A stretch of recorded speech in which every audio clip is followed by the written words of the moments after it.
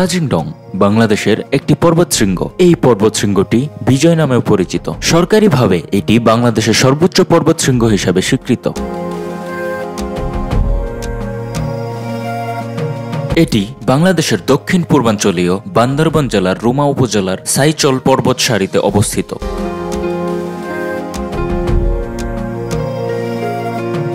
সরকারি হিসাবে তাজিংডং পর্বতের উচ্চতা 1230 মিটার হলেও এর প্রকৃত উচ্চতা 790 মিটার।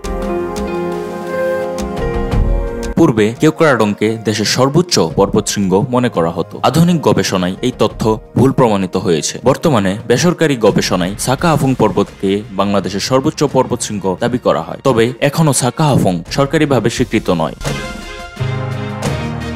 তাজিংডং সরকারিভাবে স্বীকৃত চূড়া হলেও বিভিন্ন অনাকাঙ্ক্ষিত কারণে এবং দুর্গম অঞ্চল হওয়াতে এটি ভ্রমণ নিষিদ্ধ।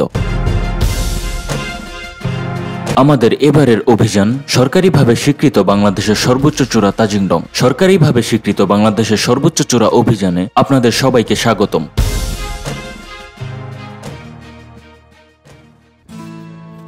সাকাহাফুং এবং তাজিংডং অভিযানের চতুর্থ পর্বে আপনাদেরকে স্বাগতম। তৃতীয় পর্বে তাজিংডং সামিটে ওঠার সময় আমরা এই জায়গাটিতে বিরতি নিয়েছিলাম। চতুর্থ এবং শেষ পর্বটি এখান থেকেই শুরু হতে যাচ্ছে। বিগত 3টি পর্বের লিংক ডিসক্রিপশন বক্সে দেয়া রয়েছে, দেখার আমন্ত্রণ রইল। শুরু হয়েছিল আমাদের তখনকার ট্রেকিং। আমরা তখন আপহিল মোকাবেলা করে সামনের দিকে এগোচ্ছিলাম।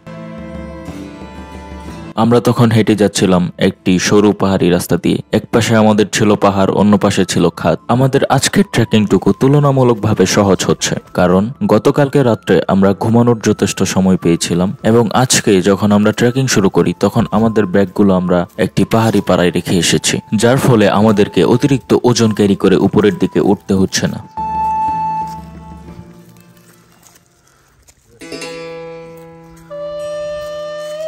আমরা সবাই সাথে করে একটি করে পানির বোতল নিয়ে নিয়েছিলাম, কারণ উপরে ওঠার সময় কোনো পানির উৎস থাকবে না, যার ফলে আমাদের পিপাসা মেটানোর জন্য একমাত্র আমাদের সাথে থাকা বোতলের পানিটুকুই কাজে দিবে।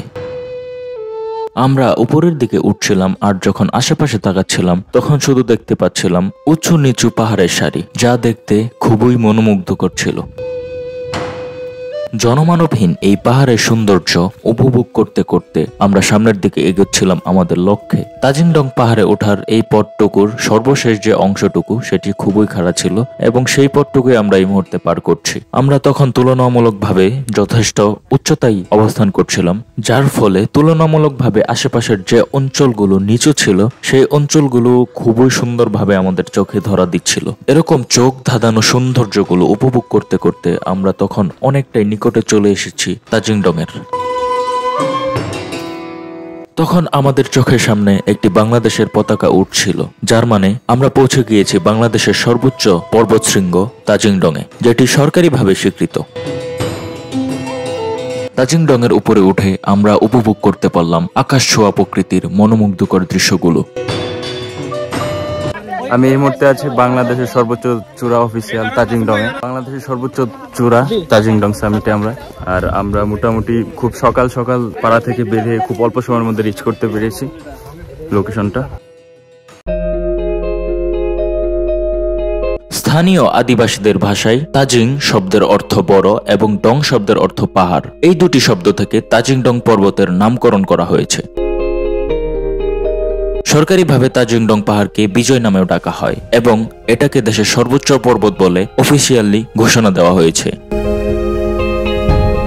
ফাইনালি আমরা বাংলাদেশের অফিসিয়ালি সর্বোচ্চ চূড়া তাজিংডং বিজয় করতে পেরেছি। তাজিংডং এর চূড়ায় উঠে যে অনুভূতি হয়েছিল সেটা কখনো কাউকে বলে বোঝানো যাবে না। শুধুমাত্র যারা এই পর্বতটি আরোহণ করবে তারাই এই স্বাদ গ্রহণ করতে পারবে। সেটা এক ভিন্ন অনুভূতি। তাজিংডং এর চূড়ায় ওঠার পর ট্রেকিং এর ক্লান্তি দূর করতে সবাই কিছুক্ষণ সময় বিশ্রাম নিয়ে নিলাম। তারপর বাংলাদেশের অফিসিয়ালি সর্বোচ্চ চূড়া বিজয়টি স্মৃতি হিসাবে ধরে রাখতে সবাই কিছু ছবি তুললাম এবং চারিপাশের মনোরম সৌন্দর্য উপভোগ করতে করতে কিছুটা সময় পার করলাম আমরা এই বাংলাদেশের সর্বোচ্চ চূড়া তাজিংডং এর উপরে। কিছু অনুভূতি রয়েছে যা প্রকাশের বাইরে। আমাদের এই তাজিংডং আরোহণ করাটাও ঠিক সেরকমই কিছু একটা, যার অনুভূতি ভাষায় প্রকাশ করা যায় না। বাংলাদেশের সর্বোচ্চ অফিসিয়াল চূড়া তাজিংডং সামিট শেষ করে এই মুহূর্তে আমরা নেমে যাচ্ছি নিচের দিকে। তো এই মুহূর্তে আমরা পাহাড়ে চলে যাচ্ছি।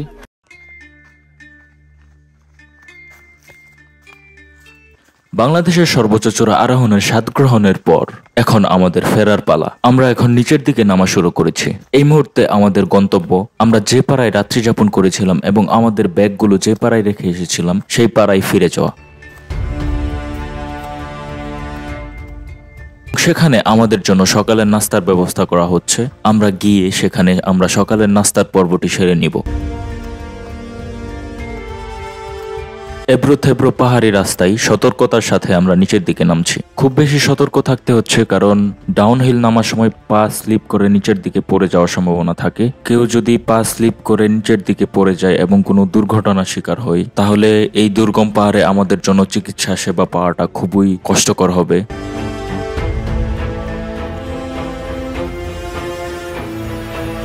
কখনো উঁচু, কখনো কিছুটা সমতল, আবার কখনো নিচু পথ পাড়ি দিয়ে আমরা এগিয়ে যাচ্ছিলাম সামনের দিকে। সূর্য তখন মাথার উপরে থাকায় ট্রেকিং কিছুটা কষ্টকর হলেও আশেপাশের প্রাকৃতিক সৌন্দর্য আমাদের চোখ ধাঁধিয়ে দিচ্ছিল এবং ট্রেকিং এর কষ্ট দূর করে দিচ্ছিল নিমেষেই। আবারও আমরা পাড়া গেট দিয়ে প্রবেশ করছি, যার মানে পাড়ার অনেক কাছাকাছি চলে এসেছি আমরা। এখন বেশ কয়েকটি খাড়া পাহাড় বেয়ে নিচের দিকে নেমে যেতে হবে আমাদেরকে। এই নিচের দিকে নামাটা খুবই চ্যালেঞ্জিং হবে। খুব সতর্কতার সাথে ট্রেকিং করে নামতে হবে, যাতে করে আমরা কোনো দুর্ঘটনার শিকার না হই। বেশ কয়েকটি খাড়া পাহাড়ে আমরা খুব বেশি সময় নিয়ে আস্তে আস্তে ধীরে ধীরে নিচের দিকে নেমে আসি।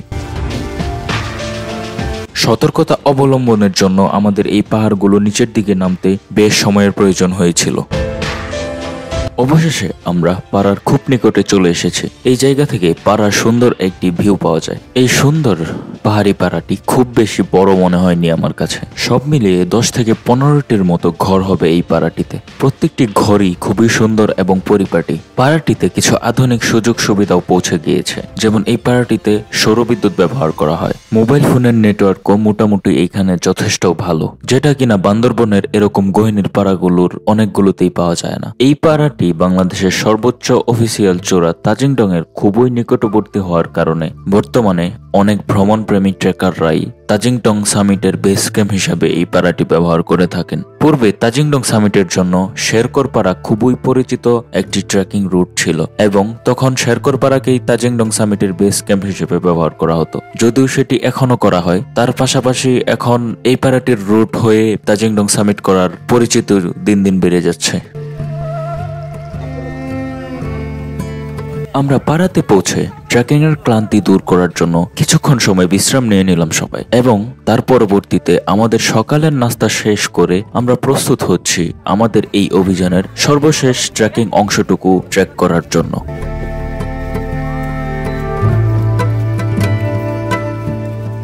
আমরা আমাদের অভিযানের শেষ পর্যায়ে চলে এসেছি। ভয়ঙ্কর একটি অভিযান শেষ করে অসাধারণ কিছু অভিজ্ঞতা নিয়ে টিমের সবাই অভিযানের শেষ অংশটি পার করার জন্য প্রস্তুতি নিয়ে আমাদের ট্রেকিং শুরু করলাম।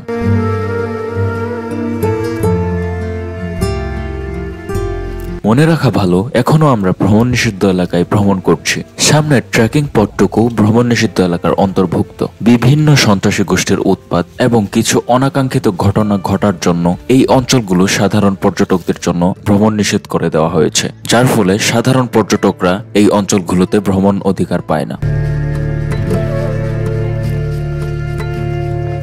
যদিও সারা বছর এই অঞ্চলগুলোতে খুবই কম সংখ্যক কিছুমাত্র পর্যটক আনাগোনা করে থাকেন, তারাও আমাদের মতো চোখ ফাঁকি দিয়ে এই অঞ্চলগুলোতে প্রবেশ করেন।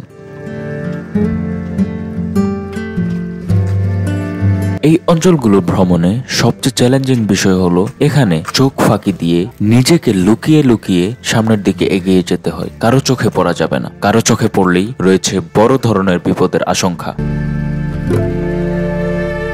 প্রত্যেকটি পদক্ষেপ নিতে হয় খুবই ভেবেচিন্তে, কারণ এরকম অভিযানের একটিমাত্র ভুল পদক্ষেপ ডেকে আনতে পারে বড় ধরনের বিপদ। এরকম অভিযানগুলোতে শারীরিক এবং মানসিক পরীক্ষা দিতে হয় পদে পদে।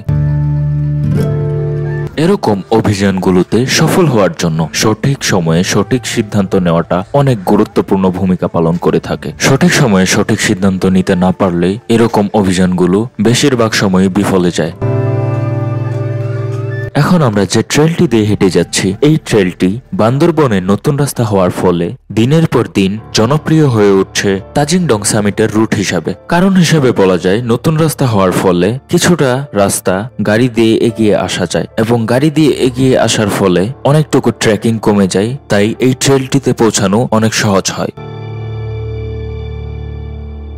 তাজিংডং সামিটের জন্য বর্তমানে এই রুটটি ফলো করলে খুব অল্প সময়ে এবং অল্প ট্রেকিং এর মধ্যেই তাজিংডং সামিট করা সম্ভব। এই রুটটি জনপ্রিয় হওয়ার পিছনে এটিও একটি অন্যতম কারণ। তখন সময় হয়েছিল আমাদের ট্রেকিং এ একটি বিরতি নেবার। আমরা যে জায়গাটিতে বিরতি নিয়েছিলাম সেই জায়গা থেকে তাজিংডং এর চূড়া দেখা যাচ্ছিল। তার পাশাপাশি আশেপাশের প্রকৃতিও ছিল চোখ জোড়ানো দেখার মতো। আমরা এই অপরূপ প্রকৃতি দেখতে দেখতে বিশ্রাম নিয়ে কিছুটা সময় পার করলাম এই ট্রেকিং পথটিতে। এই পথটুকু ট্রেকিং করার উদ্দেশ্য ছিল একটি নির্দিষ্ট জায়গা পর্যন্ত পৌঁছানো, যেই জায়গাতে আমাদের জন্য একটি চাঁদের গাড়ি অপেক্ষা করছিল। সেটি দিয়ে আমরা এগিয়ে যাব আরো কিছুটা পথ, এবং এই চাঁদের গাড়ি ব্যবস্থা হওয়ার ফলে আমাদের ট্রেকিং এর পথ অনেকটাই কমে গিয়েছিল, এবং যেই পথটুকু কমে গিয়েছিল সেই পথটুকু ছিল কষ্টসাধ্য ট্রেকিং এর পথ, যা আমাদের টিমের জন্য ট্রেকিং করা খুবই কষ্টকর হতো। চাঁদের গাড়ির ব্যবস্থা হওয়ার কারণে আমাদের অভিযানের শেষের অংশটুকু আমাদের জন্য অনেকটাই সহজ হয়েছে।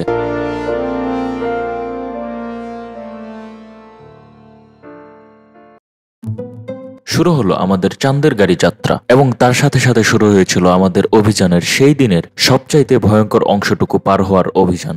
সবচাইতে ভয়ঙ্কর বলার অন্যতম কারণ হচ্ছে, আমরা এখন যে রাস্তাটি দিয়ে যাচ্ছি সেই রাস্তাটি সেনাবাহিনীর তত্ত্বাবধানে তৈরি হচ্ছে। অঞ্চলটি ভ্রমণ নিষিদ্ধ হওয়ার কারণে আইন শৃঙ্খলা বাহিনী এই অঞ্চলগুলোতে পর্যটক কোনোভাবেই এলাও করে না। এই রাস্তার পাশেই আইন শৃঙ্খলা বাহিনীর একটি ক্যাম্প থাকার কারণে এই সম্পূর্ণ রাস্তাটি চাঁদের গাড়ি দিয়ে পার হওয়া সম্ভব নয়। আমাদের প্ল্যান মোতাবেক চাঁদের গাড়িতে করে আমরা কিছুটা রাস্তা এগিয়ে আসলাম, এবং রাস্তার পাশে থাকা আইন শৃঙ্খলা বাহিনীর ক্যাম্পটি বাইপাস করার জন্য আমরা ট্রেকিং শুরু করলাম একটি পাহাড়ি পাড়ার মধ্য দিয়ে।